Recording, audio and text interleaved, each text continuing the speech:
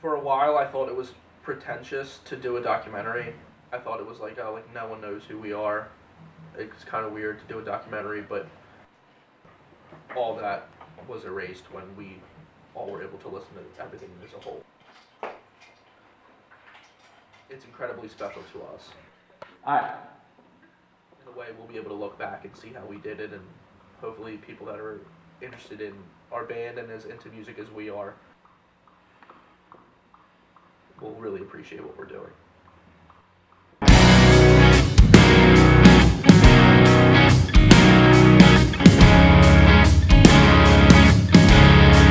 How'd you get your blood to taste like that? So healthy and full of reason. And I'm sitting here on the edge of my bed, conjuring the seasons. And she crawls over next to me. Yeah. I quit the band actually.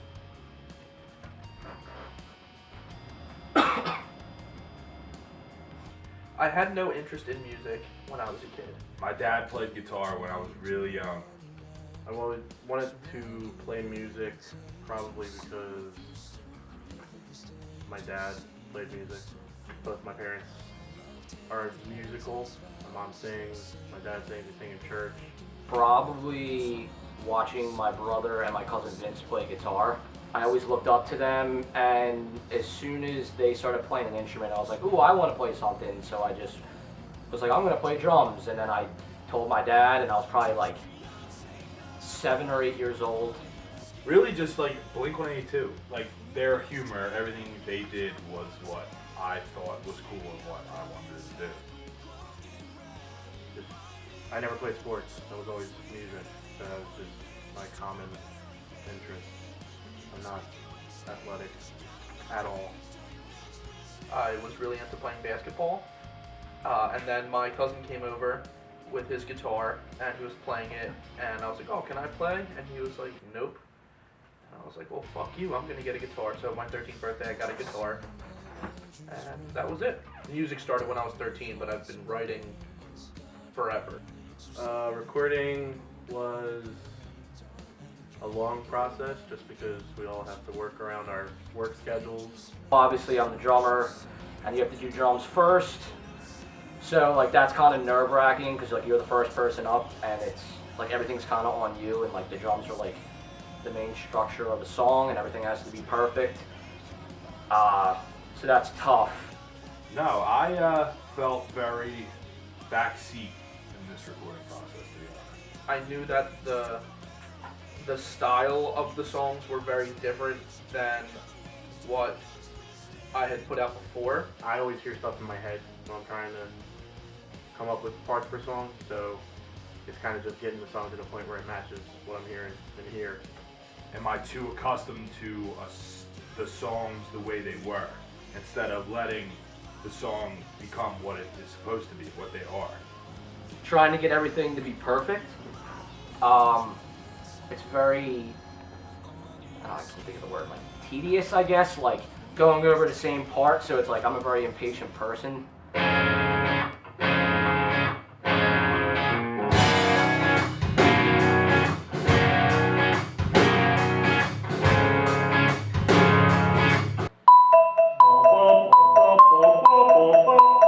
And then it comes in with the more, but not the more. That's what I meant. Comes in with the more, but not the more. What? I'm not sure what that means. But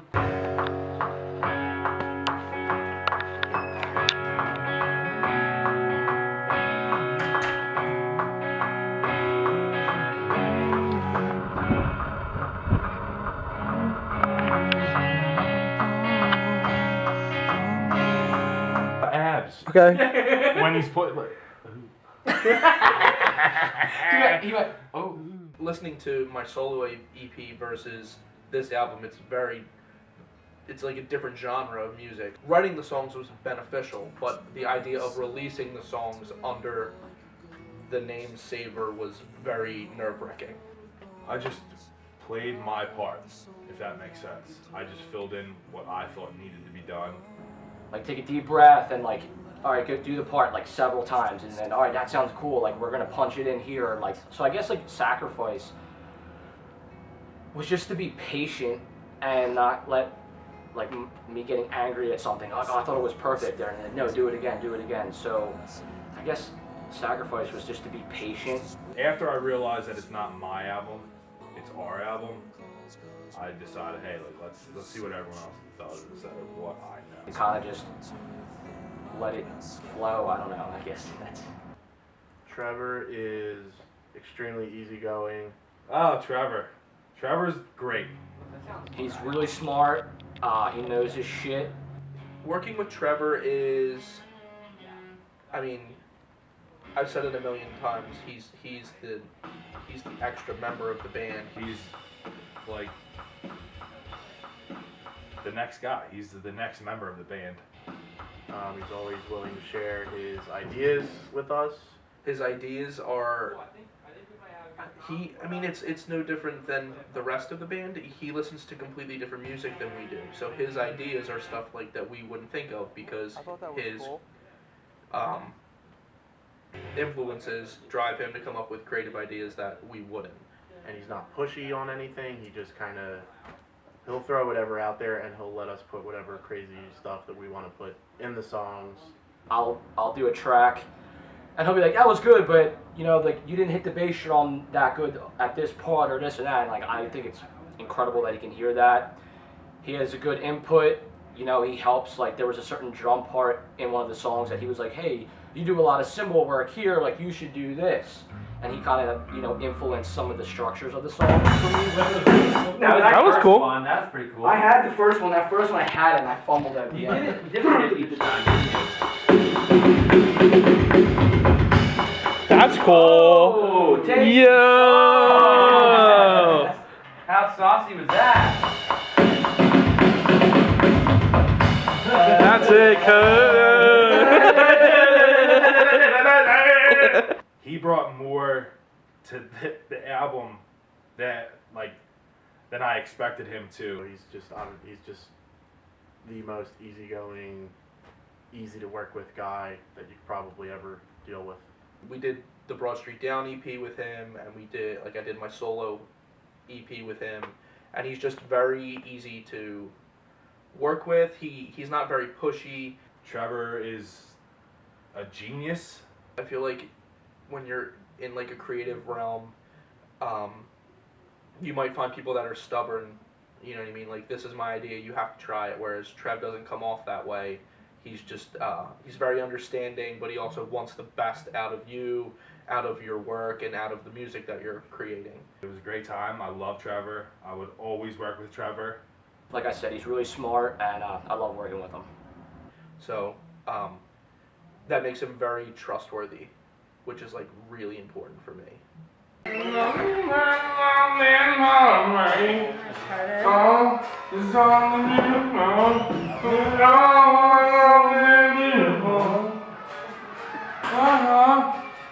then where's it?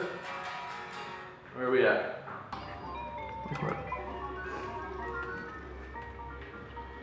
Hey, I'm Tim. Ready? Toogie's playing a game. We're in Gradwell House, the studio in Jersey. We're recording songs. Hard at work, obviously. Follow me if you will.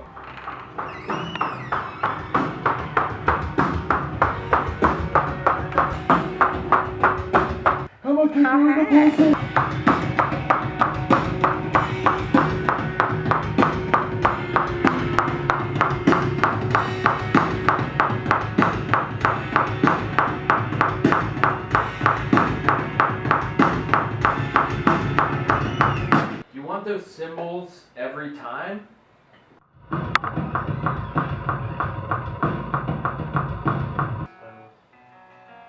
Yeah.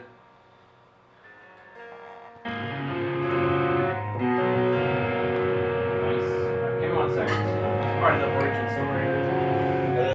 Yeah, I like that. That felt like the one, or like tempo-wise, right? How did you guys feel? Yeah. Tim can sing, Yeah. you know, because I think that's going to determine it mostly.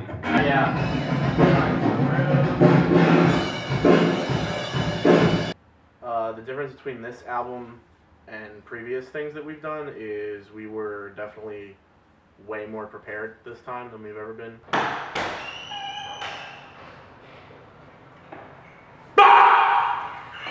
I know, like, there's a camera, there's a camera. This was just right.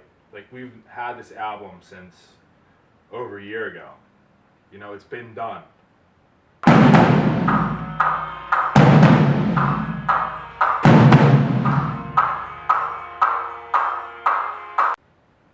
And even then, I knew it was gonna be just something different.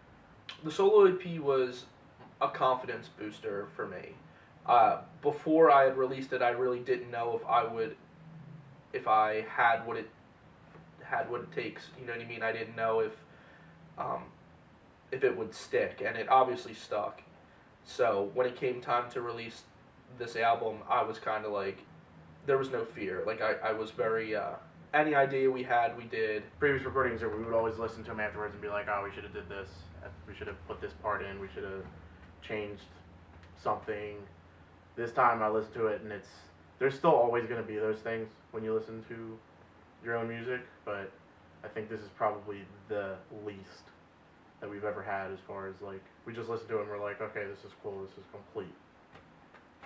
Definitely the prep work was worth it. We actually sat down and broke down parts. We've obviously had instances in the past where that didn't happen, and it made everything a lot harder, so we wanted, especially since we knew that it was going to be hard to get everybody together all the time, we wanted to be able to go in there and kind of just knock things out. And for the most part, we did that. We really didn't run into that many hiccups or anything like that. We've been doing this too long for it not to be this good. It literally, like, is perfect. There isn't anything that I would change for it, and that's because of the talent of the people that I'm surrounded with. Found who we are. We found our sound, which I've been saying we've been trying to do for the past 10 years. And this just came from the heart. I guess like everything else has, but this was just the realest experience, I guess.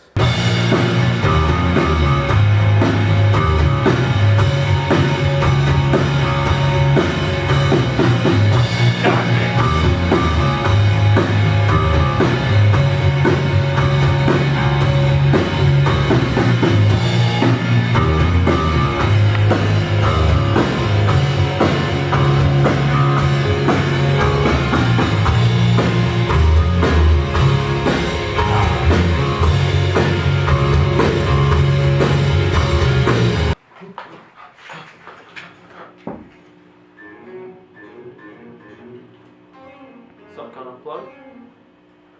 What? What changed there? Oh, did you switch the pickup? No. Let me see. It's just what happens when Brian touches something. I break shit. Literally, like, goes silent when he touches it. Like the first time I heard it, I cried. I don't care how dorky that is, but it definitely is higher than what I wanted it to be. Whenever you're set up, yeah, whenever you feel good to go, yeah, we can try it. Adjust it for you. Yeah. Thanks, man. I always thought that stuff was super cool.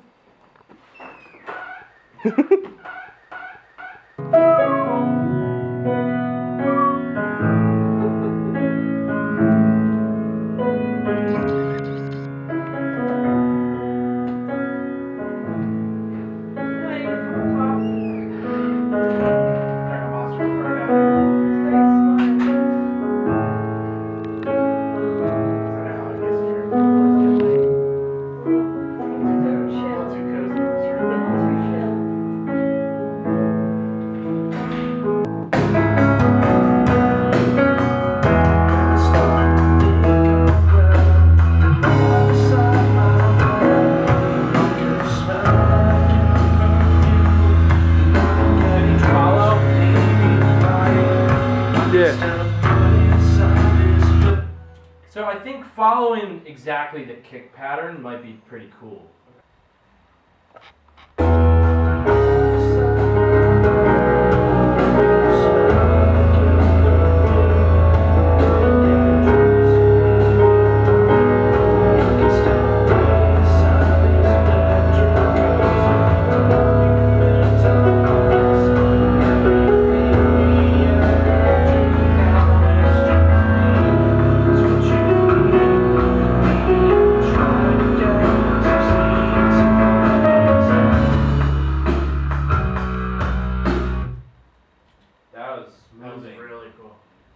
great.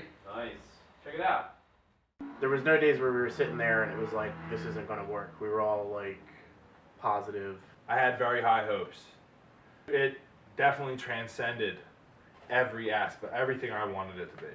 Like, I don't feel like we had a bad day in the studio. Like, maybe there was one time that people weren't so positive, but About like if you can't, like you have to. I was the asshole, I guess, right? Guys? But it's either we make it work or we re-record the drum parts for this. So it's like, what are we gonna do? That's like that. After we recorded Dead by 25 and there was a mistake and we had to fix the mistake. like, every time we were there, it was just, we all always left with positive vibes. We might have been tired and sick of being there, but we were all positive about how everything turned out. There were more instances stick out in my head of all of us sitting in the room with like slices of pizza and Always pizza. For a whole day, we would order pizza. Every time we record, you need pizza no matter what. Yeah, me too. And I guess that's super cliche, fucking pop punk thing to say, but fuck that, everyone loves pizza. I now, since I just kind of started drinking coffee, A lot of coffee, Have a cup of coffee. I need coffee. a lot of coffee. Then we'd stop at Wawa. I get another cup of coffee. And snacks, You get chips. Snacks, like candy, french fries, a lot of coffee.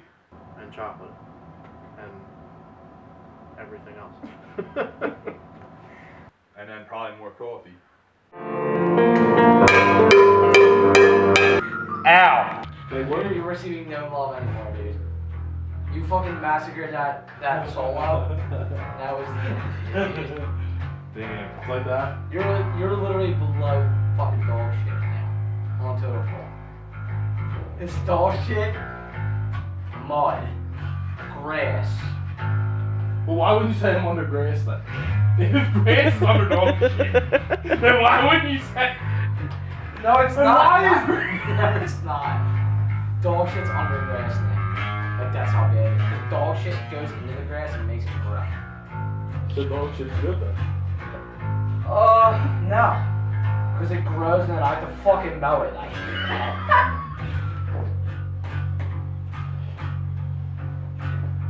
It makes sense now. It makes complete Doesn't sense. it? Yeah, no, I get it.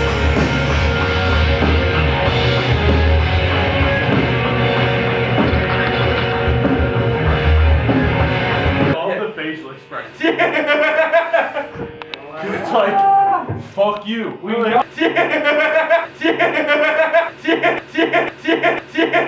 Like babies in jars.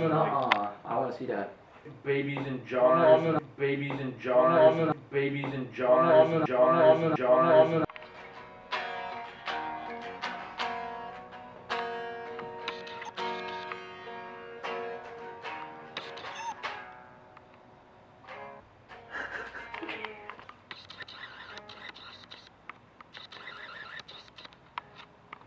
The years of fucking talent and the precision of it.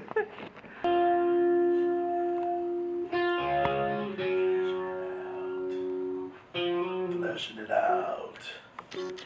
Fleshing it out. hey, Hi, what are you supposed to be? I am a unicorn. Okay. What is your unicorn name? Sparkles, the unicorn. Sparkles the unicorn. It's Sparkles. What do you think about the band? I don't really like them. I think they could be better. Do you think they appeal to the unicorn community? They do, yeah. They're Just it's definitely, not your cup of tea. It's not my cup of tea, but you know, I gotta go against the crowd. You can't always conform, you know? It's important. Great. It was great talking to you. Nice talking to you too, thank you. What are you supposed to be? I'm a witch bitch. You're a witch bitch. Do you think that the Savor music fits in well with the witch bitch community? I think so. It's angsty enough. Do you think it's angsty? Yeah, it's pretty angsty. Are witches angsty? I don't know. Like, when you get pulled over by the police, is that so when they start to tell you things that are your fault, it's not your fault. You get pissed and angsty because it's not your fault ever. You know what I mean? Great, awesome. Yeah. I mean, if I would have known that the answer would have been an hour long, I probably would have just stuck talking to the unicorn. But it was great talking to you.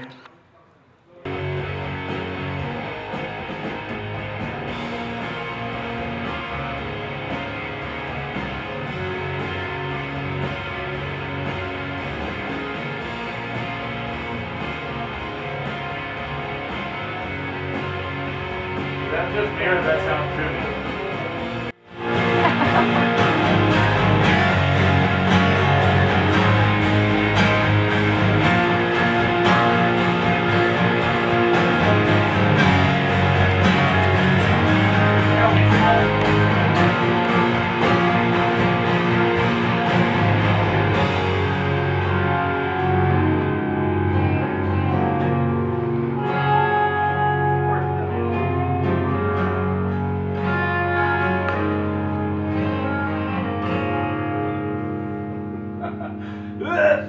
Come on, let's fucking finish it! Finish it, finish it, finish it! It smells like a food in here. That's what you smell. Shit. Oh no. Every bag of Lay's you open up smells like a fart as soon as you open it. At the end of the day, before they steal all the bags at the Lay's factory, all of the employees collectively farting in them. You think there's this weird fart cult in the chip community? And they just watch everyone eat it. Yeah, they're like, yeah. Oh, that was pretty good. Sounds like somebody fell. Someone fell on the drums. Off the stairs. Is that why I started screaming after I did that one? Probably. Yeah.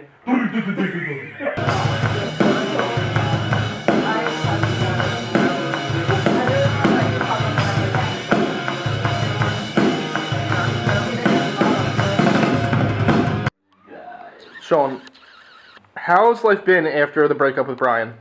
It's been great. How do you feel spiritually, mentally, just all around better? Yeah, I would say it's a 10 out of 10. How's life been since your breakup with Sean? Oh man, I turned to drugs, prostitution. My life's in the fucking gutter, bro. In the gutter? In the gutter. Would you say it's the lowest of the low? Lowest of the low. It's beyond low. Like, It's below low. okay, so like, what's an average day for you? Shoot heroin to the tip of my dick and get fucked in the ass by some dude. I don't know. For money? No, for drugs. For love. You're missing that companionship. Yeah, you know, so I just turn that in and get my hands on it. Where's your current location of where you live? I live in a bush. Just any bush? No, there's a bush. Okay. I don't want to give you my address. Down by the Ave. Well, I don't want people to come knock on my door. You have a door. My bush, yeah. Right. Your bush door. Oh. So, would you say that, what is a bigger gap? The hole in your heart or the hole in your ass? That's Sean left. That he left in my ass? Yeah. Well, he doesn't leave much of a mark in my ass, but my ass is destroyed now. He can never get in there again. Well, he'll walk in. He wouldn't feel it. It wouldn't be fun. He'll never love me again. So I just racked my colon and... I'm sorry for putting you through this. Yeah, it's alright. Sometimes you just gotta talk about it, though. See what you did? Trev, how do you feel about all this? I feel very disturbed by it. You guys gonna be alright? Alright, thanks guys. I opened up the session we were just literally in. What the shit? That's weird. Yeah. And they have Burger King on the Turnpike. Go and we're like, oh, you don't have the 10 nuggets for $1? They're like, no, we don't do that here. What the fuck? It's $4. Well, I don't care what I order at Burger King. I will also get the 10-piece nugget. It's 10 nuggets for $1. Can we do some quick math? If you pay $10, you get fucking 100 nuggets. 100 of them. $10, 100 nuggets. Burger King. You cannot.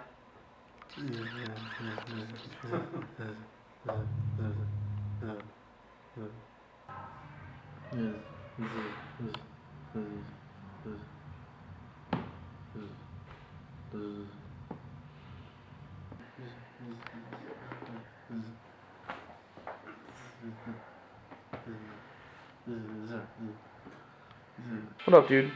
What up? Tell the people about you. I got something in my eye. Which eye? Yeah. What is it? It's a ball. A ball of what? Eye. Oh, you have an eyeball in your eye? Correct. Where'd you get it? I found it in an alley. What kind? Of alley? Was it Diagon Alley? Diagon Alley. You found your eye? Yeah, that works, bro. How did you know? Twig found his eye in Diagon Alley. Is that speaker cable still? Those moments stick out to me more than I'm in the studio and I did a really good take or a part really translated well. Like the moments where it's like we're all just being dumb and just hanging out. Like that was the funnest part.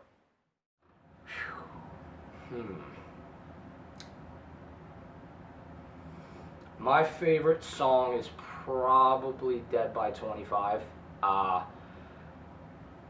It's the funnest or the most fun song to play for me. We've been getting a really great response about that song.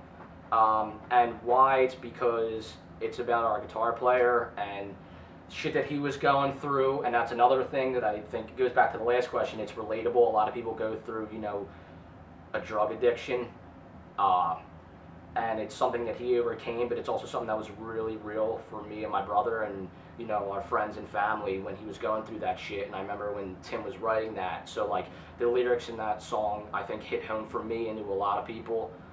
So, probably for that reason, it's my favorite song. And like I said, too, it's also the funnest to play. Dead by 25 is great. Dead by 25 is great now. It was hard for a while. I would cry every time we played it live for a long time. Dead by 25 is Tim's vision of me dying when I was in my drugs, in my addiction. I love it now because it's relevant. It was really like young when I realized I was struggling with depression and I knew something was wrong. And I always had this vision of me dying young. I said it my whole life. I was like, I'm gonna be dead by 25. And literally, when did I start saying that out loud? We were in high school. And it's funny because like,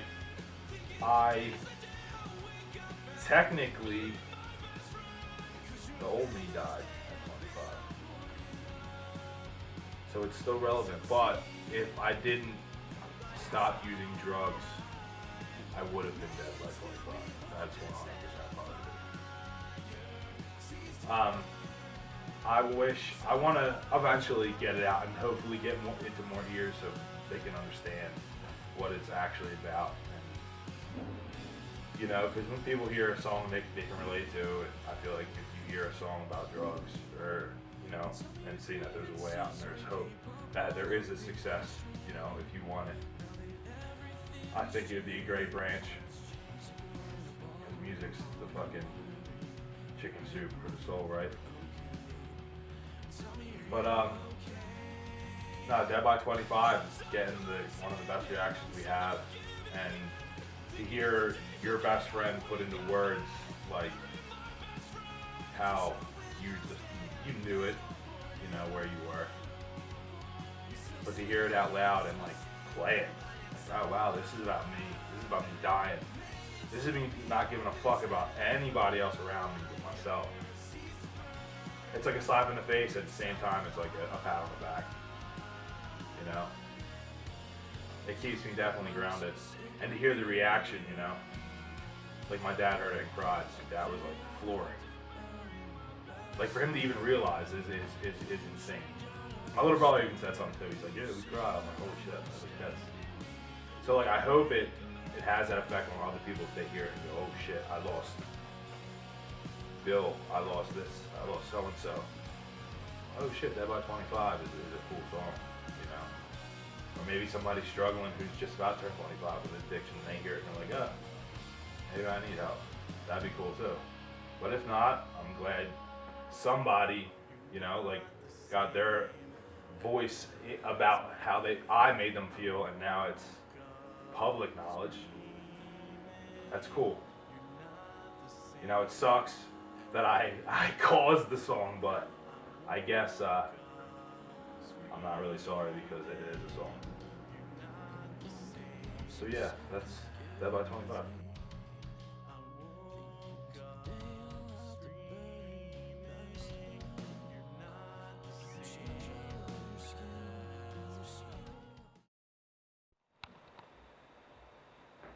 Alright, here you go.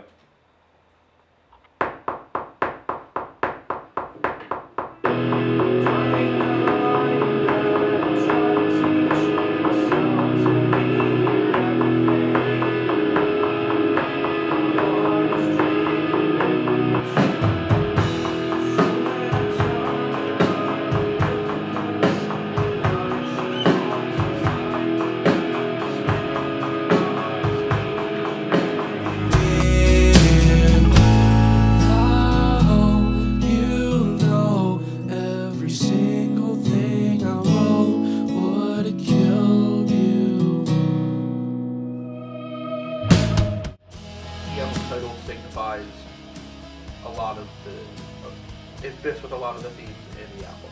If anyone listens to it, you can probably hear that a lot of it is, you know, heartbreak, Very emotional.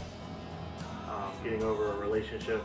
For the most part, everybody goes through a rough breakup. The songs are obviously about heartbreak, so dealing with going through like that like mourning stage of being out of a relationship, it was very therapeutic for me to write these songs, because I feel like talking to people only gets you so far. I felt that, you know what I mean, like talking to my parents or to my bandmates about like how sad I was about like the same things over and over, like I didn't want to feel like I was annoying people. So when there were times I felt like I couldn't talk to anybody, the songs always came in handy as like a way for me to voice the way I was feeling.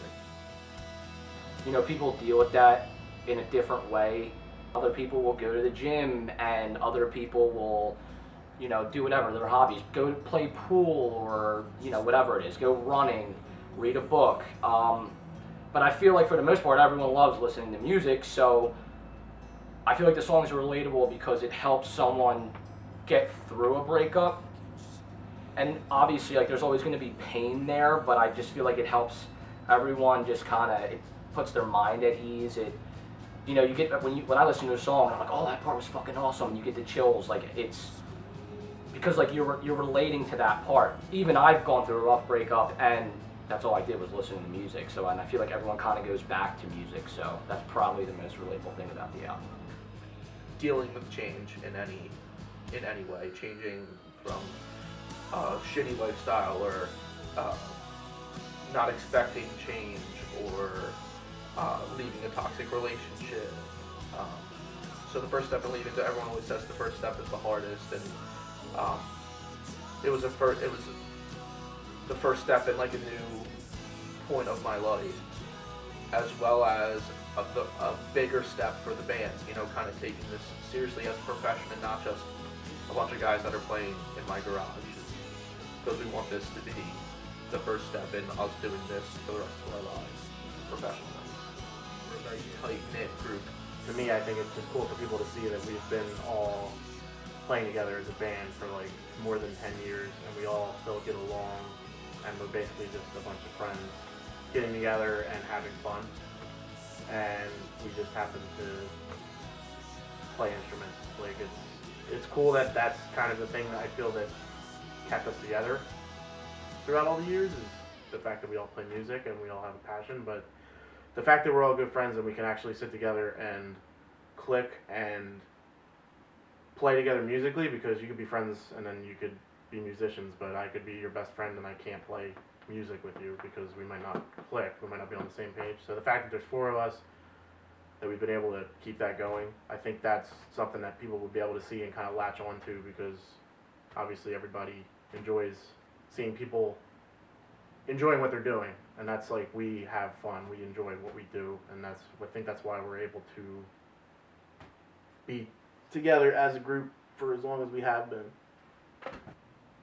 I mean, me and Bri have been friends since high school. Me and Twig have been friends since the 5th grade, and Sean's my brother. you know what I mean? But when you have like that group of people all striving for the same goals, which is really just to have fun, like we're all just like looking to have fun,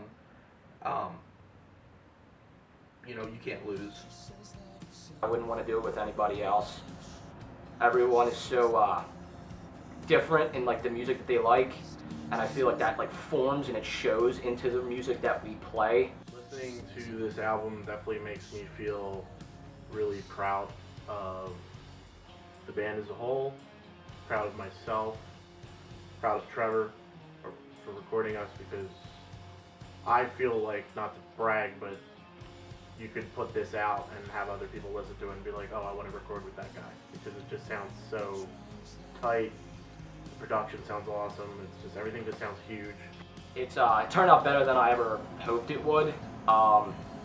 It definitely helped me with recording. Like, I think that I became a better drummer because of this album. I think that everyone put in hard work, and it means the world. I mean, it's like I said, it's incredible.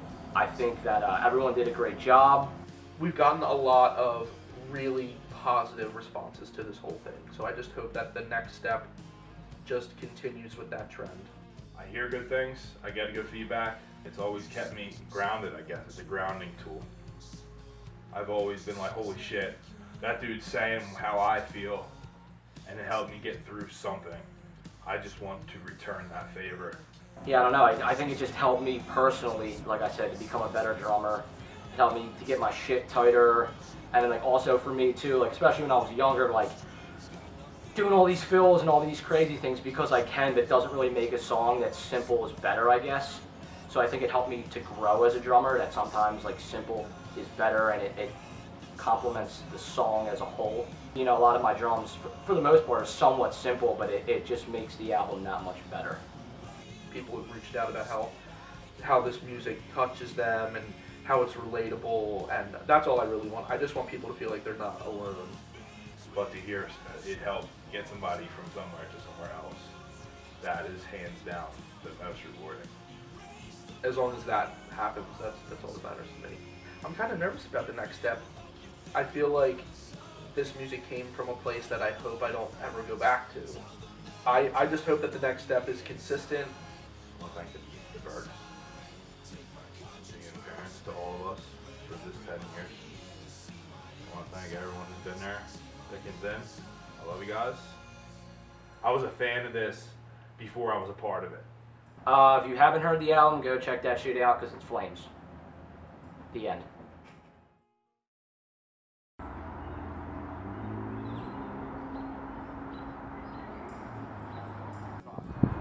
God, it gets you every time. I try. Look at that. But sticks up there and everything. I don't even care. Slugs can crawl up my butt. She was hot as fuck. Yo, bro! I'm gonna just cut your fucking. I'm gonna have to electric you. I'll be praying mantis, dude. What? That's. No, you can't pray mantis. I'm kidding. Stop. You would trust falling into the Get up. Don't hurt me. I thought you were gonna start fucking it. Stop touching it. Stop. No. Right. No. I'm taking a boomerang. Oh, it didn't work. Yo.